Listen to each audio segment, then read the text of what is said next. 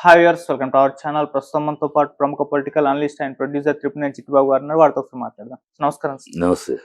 Sir, Lokesh గారిని deputy CM చేయాలి అన్న ఒక ప్రస్తావన మళ్ళీ తెరపైకి రావడం, చర్చ జరగడం మనం చూస్తున్నాం. సో టీడీపీ నేతలంతా కూడా చంద్రబాబు నాయుడు గారి పైన ఒక ప్రెషర్ క్రియేట్ చేయడం వాళ్ళంతా కూడా లోకేష్ గారిని ఏ విధంగా అయినా డిప్యూటీ సీఎం చేయాలని చెప్పేసి అంటున్నారు. దీని పట్ల ఇప్పుడు జనసేన వాళ్ళు కొంత ఆందోళన అయితే మొదలైంది. అంటే పవన్ కళ్యాణ్ గారు డిప్యూటీ సీఎం గా ఉండడం మనం చూస్తున్నాం. మరి ఆయన తీసేసి లోకేష్ గారిని చేసే అవకాశం ఉందా, లేకపోతే ఇద్దరిని ఉంచే అవకాశం ఉందా? ఆయన తీసేసి చేయడు, అలా చేయరు. ఉంచి పక్కన పెద్ద గీత గీయటం ఇది. అసలు గత ప్రభుత్వం అప్పుడు 4 డిప్యూటీ సీఎంలు ఉన్నారు. డిప్యూటీ సీఎం అనేది ఉన్న పేరు తప్పితే స్పెషల్ ఏమీ లేదు. అందరు మినిస్టర్ లాగానే ఆ మినిస్టర్ అని. ఇది starting game. Chandrababu game start చేశాడు. ప్రెషర్ అంటాం అంతా ఉట్టి మాట. ప్రెషర్ ఉండదు. ప్రెషర్ అని చెప్పి అందువల్ల లోకేష్ కి ప్రామినెన్స్ ఇవ్వాలి. ఎందుకంటే ఇతను డిప్యూటీ సీఎం అంటే ఇతను ఏదో అసలు తనే సీఎం లెవెల్లో ఫీల్ అయిపోతాడు. పవన్ కళ్యాణ్ సీఎం లెవెల్లో ఫీల్ అయిపోయి వాళ్ళకి వార్నింగ్లు, వీళ్ళకి వార్నింగ్లు, హోమ్ మినిస్టర్ వార్నింగ్, ఏది పడితే అది మాట్లాడేస్తాడు. ఏదో తనే సీఎం లెవెల్లో ఆర్డర్స్ పాస్ చేస్తున్నాడు. అది కంట్రోల్ చేయటానికి. నువ్వు సీఎం కాదు, ఓన్లీ డిప్యూటీ సీఎం అంటే as good as any other minister ఎంతో అంతే. నీకు సపరేట్ ప్రోటోకాల్, సపరేట్ అధికారాలు ఉండవు కనుక నీ కంట్రోల్లో ఉండని చెప్పడం కోసం ఇంకో డిప్యూటీ సీఎం తీసుకొస్తున్నాడు. సో దట్ రేపు డెఫినెట్ గా పార్టీలోనూ పొజిషన్లోనూ లోకేష్ డామినేట్ చేస్తాడు డెఫినెట్ గా. అలా డామినేట్ చేయడానికే ఇప్పుడు ఉండి మాట్లాడితే డిప్యూటీ చీఫ్ మినిస్టర్ డామినేట్ చేశాడు అని ఉంటది కదా. అలా కాకుండా అతను డిప్యూటీ సీఎం గా ఈ విల్ టేక్ ఛార్జ్. ఆటోమేటిక్ గా చిన్న గీత పక్కన పెద్ద గీతకి ఇస్తే ఆ చిన్న గీత అయిపోద్ది కదా.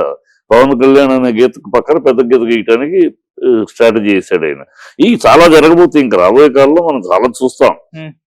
చంద్రబాబు డ్రామాలు, చంద్రబాబు ఎట్లా పవన్ కళ్యాణ్ ఒక్క చూస్తాడు, పవన్ కళ్యాణ్ ఎట్లా బ్యాలెన్స్ తప్పి మాట్లాడతాడు, ఆ బ్యాలెన్స్ తప్పి మాట్లాడిన తర్వాత దాన్ని ఎట్లా అడ్వాంటేజ్ తీసుకుని చంద్రబాబు గేమ్ ఆడతాడు.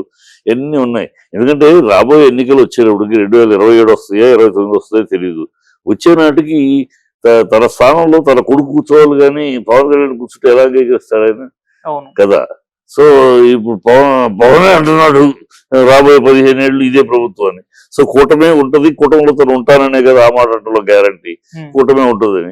సో కూటమిలో ఉంటది కనుక సీఎం క్యాండిడేట్ పవన్ అని ఊహించుకుంటున్నాడు. పవన్ కాదు, లోకేష్ అని ఎస్టాబ్లిష్ చేస్తాడు. పవన్ అంతవరకే, నువ్వు అంతవరకు ఉండు, రేపు ఇంకేదైనా వస్తే సెంట్రల్ పంపించేస్తాడు.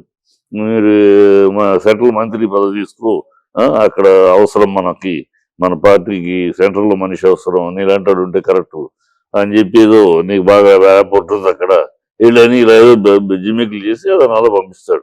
జరగబోయేది అదే. రాబోయే కాలంలో ఇంకా చాలా ఇదే ఉంది. ఇది ఫస్ట్ స్టెప్పే.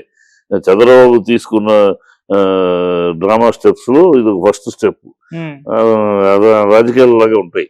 నిదానంగా ఎక్కడ గొంతు వేయాలి, ఎవరి గొంతు ఎట్లా కొయ్యాలి, ఎవరికి వెనుపూట ఎట్లా పొడవాలి. పవన్ కళ్యాణ్ ఎంత సమర్థించుకోగలిగిన సమర్థుడు కాదు. అవునా, ఆవేశంగా ఏదో మాట్లాడు తప్పితే ఏం మాట్లాడతాడు, ఇవాళ ఏం మాట్లాడతాడు, ఏది ఒక నిలకడ లేదు, నీతి లేదు, ఏదో మాట్లాడుతూ ఉంటాడు. ఆ పిచ్చి అరుపులు తప్పితే ఏం మాట్లాడు. ఆ అరుపులతో ఏదో పెద్ద గొప్పగా వాటికి సీఎం గా ఉండి డిప్యూటీ సీఎం గా నార తీసి తోలు తీస్తాము. ఏం పిచ్చి భాష. ఏదో అపోజిషన్ లో ఉన్నప్పుడు ఏదో వాగావు, ఇప్పుడు డిగ్నిఫైడ్ గా మాట్లాడాలి. నార తీస్తా, తొక్క తీస్తా, తోలు తీస్తా, ఏం భాష అది? పిచ్చి భాష మాట ప్రజలు అసహించుకుంటున్నారు. ఇదేవిడండి బాబు, వీడు పదవికి అనర్హుడుగా ఉన్నాడు. మాట మామూలుగానే ఏదో మాట్లాడతాడు ఓకే అనుకుంటే, సీఎం పదవి డిప్యూటీ సీఎం గా కూర్చుని కూడా ఈ వీధి రౌడీ భాషలాగా ఈ భాష ఏంటి? ఈ చట్టం ఉంది ఈయన చేతిలో, చట్టం ఈయన అధీనంలో ఉంది. చట్ట ప్రకారం చర్యలు తీసుకుంటామని చెప్పాలి ఎవరైనా సరే. చట్ట ప్రకారం ఎంత టోళ్ళైనా సరే చర్యలు తీసుకుంటాం, వాళ్ళని తగిన చట్ట ప్రకారం శిక్షిస్తామని చెప్పాలి. కానీ తొక్క తీస్తాం, తోలు తీస్తాం, నార తీస్తాం, ఏం భాషది? మా మంత్రి ఒక రాజ్యాంగంగా మాట్లాడే భాషైనా అది ప్రజలు అసహించుకుంటున్నారు. అతను అలాగే మాట్లాడి ప్రజలు వచ్చి అనిపించుకుంటాడు. ఆ పొజిషన్ లో లోకేష్ పైకి లేపుతాడు ఈయన. అది ప్రజాభిప్రాయం కోసం లోకేష్ గారు చెబుతారు. ఇప్పుడు మినిస్ట్రీలు కూడా రేపు నెక్స్ట్ ఇంకో స్టెప్ వస్తుంది. అయినాక expansion of ministry, reshuffling of ministry అంటాడు. పవన్ కళ్యాణ్ చేతిలో 4 మినిస్ట్రీల్లో ఒకటో రెండో వేరే వాళ్ళకి ఇస్తాడు. ఆ వేరే వాళ్ళలో కూడా ఎవరికి తన బీజేపీకి ఒకటి అంటాడు, ఇంకోటి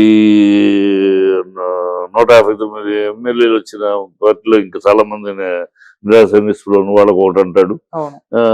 పవన్ కళ్యాణ్ టీంలోనే ఇంకొకళ్ళకి అంటాడు. పవన్ కళ్యాణ్ తీసేసి ఆ పదవి ఇంకొకరికి ఎవరికి కట్టబడతాడు వాళ్ళ పార్టీలోనే ఎవరినేమని. ఓకే. సో ఇలాంటివన్నీ చేస్తూ ఉంటాడు పవన్ కళ్యాణ్. అలా నిదానంగా నొక్కుట తొక్కుట కార్యక్రమం ప్రారంభమయ్యే. ఓకే. అండ్ మరి ఇది ఇటువంటి నిర్ణయాలు అనేవి సార్ మరి కూటమిలో ఇది మన చుచ్చు పెట్టే ఛాన్స్ ఉందా? ఇది చివరి వరకు కొనసాగే అవకాశం లేదని కొంతమంది అభిప్రాయపడుతున్నారు. కూటమిని ఏం చేయలేదమ్మా. ఏమో 150 సీట్లు వచ్చిన చంద్రబాబుని ఏం చేస్తారు ఎవరైనా? వీళ్ళు 22 సీట్లతో ఏం పొమ్మంటే పోతే ఏముంది? పోతే ఏమీ లేదు. పవన్ కళ్యాణ్ ఈ కూటమిలో ఉండబట్టి 22 సీట్లు, కానీ ఒంటరిగా ఉంటే ఏముంది? ఒంటరిగా ఉంటే అసలు ఓటేసేవాడు డిపాజిట్లు కూడా రావు. కూటమిలో ఉండబట్టి ఆ ఓట్లన్నీ ఇటు బీజేపీ ఓట్లు అవ్వచ్చు, తెలుగుదేశం ఓట్లన్నీ ఇటు అయ్యేటప్పటికి ఆ జనసేన అన్ని కలిపి మెజారిటీ వచ్చింది. కానీ లేకపోతే ఉంది పడే 2 ఓట్లు 3 ఓట్లు చెప్తే ఎవడు వేడిగా ఆ భాషకి అతని అబద్ధాలకి ఎన్ని క్షమాపణలు చెప్పాలండి? ఈ సంవత్సరం లోపు ఆయన ఎన్ని క్షమాపణలు చెప్పాలి? 32,000 అమ్మాయిలు మిస్ అయిపోయారు, వాళ్ళు వ్యభిచార గృహాలకు అమ్మేశారు అన్న మాట పచ్చి అబద్ధం. ఆఫీసులో చెప్పాడు అనేది పచ్చి అబద్ధం అని కోర్టులో పార్లమెంట్లో తేలిన తర్వాత దానికి క్షమాపణ చెప్పాలి. మనకి స్పెషల్ స్టేటస్ ఇవ్వలేదు, కేంద్రం రాష్ట్రానికి ద్రోహం చేసింది, బీజేపీ పరమ ద్రోహం చేసింది, బీజేపీ పాచిపోయిన లడ్డూలు ఇచ్చింది అని బీజేపీతో జనంలో జత కట్టడం అని చెప్పి ఇవాళ ఆ స్పెషల్ స్టేటస్ గురించి నోరిప్పుడు బీజేపీ గొప్ప బాహా ఓహో అంటాడు. సో ఎందుకు స్పెషల్ స్టేటస్ మాట్లాడలేదు, నోరు ఇప్పట్లేదు, దానికి క్షమాపణ చెప్పాలి. మొన్న ఫంక్షన్ లో బైకుల్లో ఎలాంటి రెచ్చిపోండి, మీరు హీరోలు అవి చేయండి ఈ చేయండి అని రెచ్చగొడితే వాళ్ళు అలాగే విన్యాసాలు చేసి చచ్చిపోయారు, దానికి క్షమాపణ చెప్పాలి. ఎన్నిటికి ఆయన క్షమాపణ చెప్పాల్సి చాలా ఉన్నాయి. ఇతరులను క్షమాపణ చెప్పాలి, తన క్షమాపణ చెప్పాల్సి చాలా ఉన్నాయి. వైజాగ్ స్టీల్ ప్లాంట్ విషయంలో క్షమాపణ చెప్పాలి. సూపర్ 6 లో దగ్గరుండి కూటమి ప్రభుత్వం రాగానే అది ఇస్తాం ఇది ఇస్తామని చెప్పావు నువ్వు, చంద్రబాబు జట్టు కాదు నీ నోటితో నువ్వు చెప్పావు, అది ఒక్కటి జరగట్లేదు, దానికి క్షమాపణ చెప్పాలి.